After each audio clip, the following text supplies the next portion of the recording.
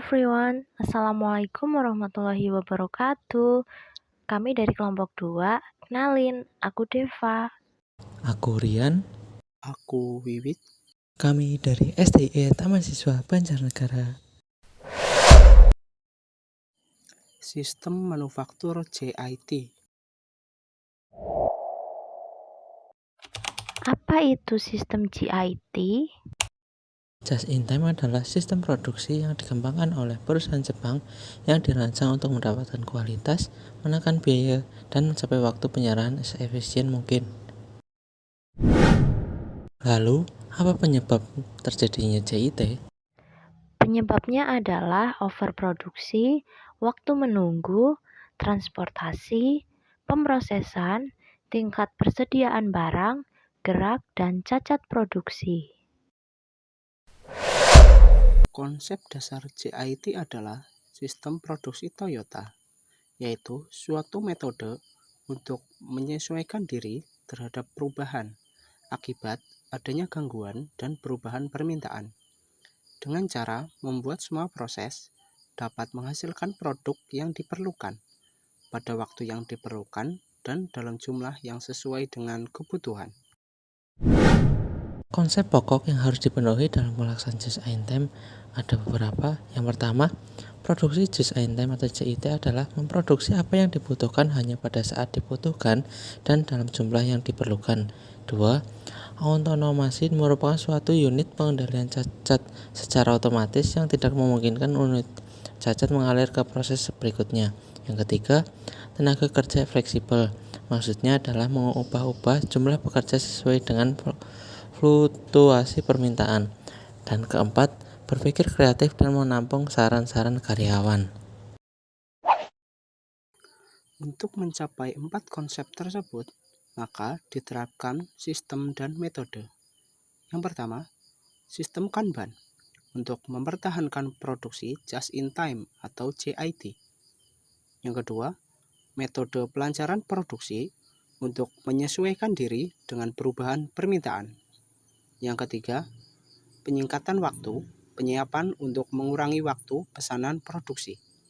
Yang keempat, tata letak proses dan pekerja fungsi ganda untuk konsep tenaga kerja yang fleksibel. Yang kelima, aktivitas perbaikan lewat kelompok kecil dan sistem saran untuk meningkatkan moral tenaga kerja. Yang keenam, sistem manajemen fungsional untuk mempromosikan pengendalian mutu ke seluruh bagian perusahaan. Elemen-elemen just in time. Yang pertama, pengurangan waktu setup.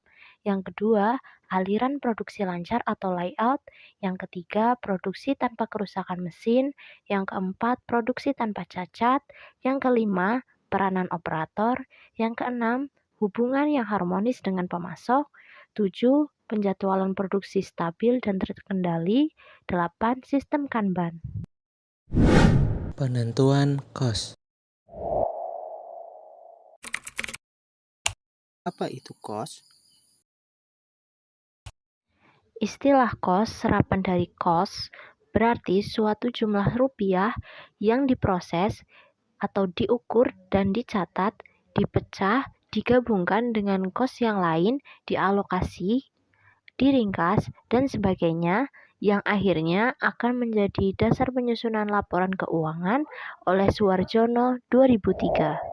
Bagaimana pendapat ahli mengenai cost? Menurut Hongren 2008, kos produksi adalah kos barang yang dibeli untuk diproses sampai selesai, baik sebelum maupun selama periode akuntansi berjalan. Sedangkan menurut Hanggana 2007, kos produksi adalah semua kos untuk membuat satu unit barang jadi yang meliputi kos bahan baku, kos tenaga kerja langsung, dan kos overhead pabrik. Metode penentuan kos produksi.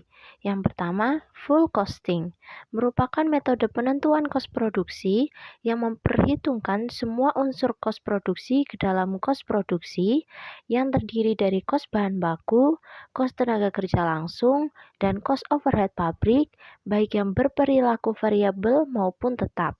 Yang kedua, variable costing merupakan metode penentuan kos produksi yang hanya memperhitungkan kos produksi yang berperilaku variabel ke dalam kos produksi, yang terdiri dari kos bahan baku, kos tenaga kerja langsung, dan kos overhead pabrik variabel.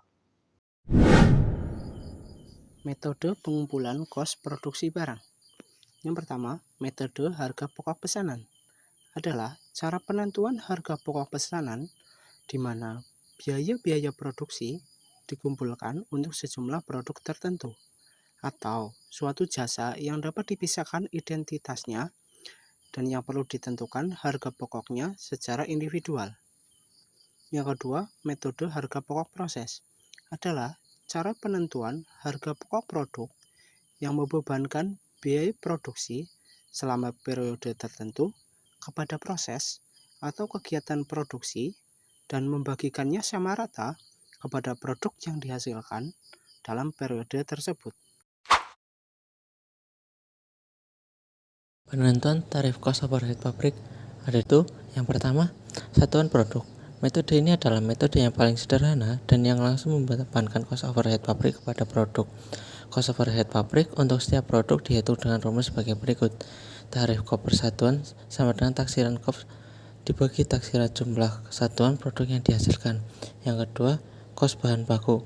Jika cost overhead pabrik yang dominan bervarian dengan nilai bahan baku, misalnya kos asuransi bahan baku, maka dasar yang dipakai untuk membebankannya kepada produk adalah kos bahan baku yang dipakai. Rumus perhitungan tarif kos overhead pabrik adalah sebagai berikut. Persentase COP dari kos bahan baku yang dipakai sama dengan taksiran COP dibagi taksiran kos bahan baku yang dipakai dikali 100%.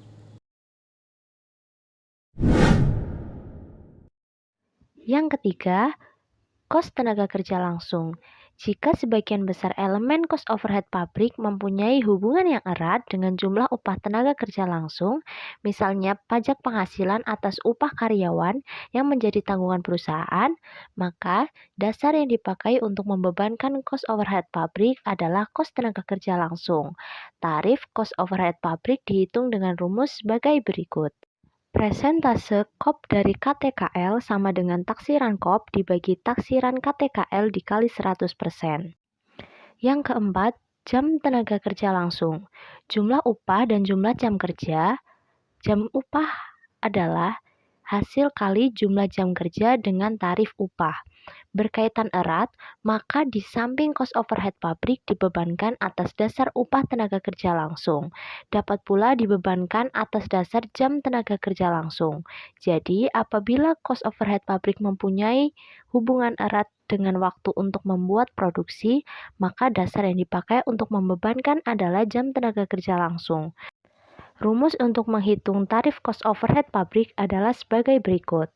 Tarif COP per jam TKL sama dengan taksiran COP dibagi taksiran jam tenaga kerja. Yang kelima, jam mesin. Apabila cost overhead pabrik bervariasi dengan waktu penggunaan mesin, misalnya bahan bakar atau listrik yang dipakai untuk membebankannya adalah jam mesin. Tarif cost overhead pabrik dihitung dengan rumus sebagai berikut. Tarif COP per jam mesin sama dengan taksiran COP dibagi taksiran jam kerja mesin.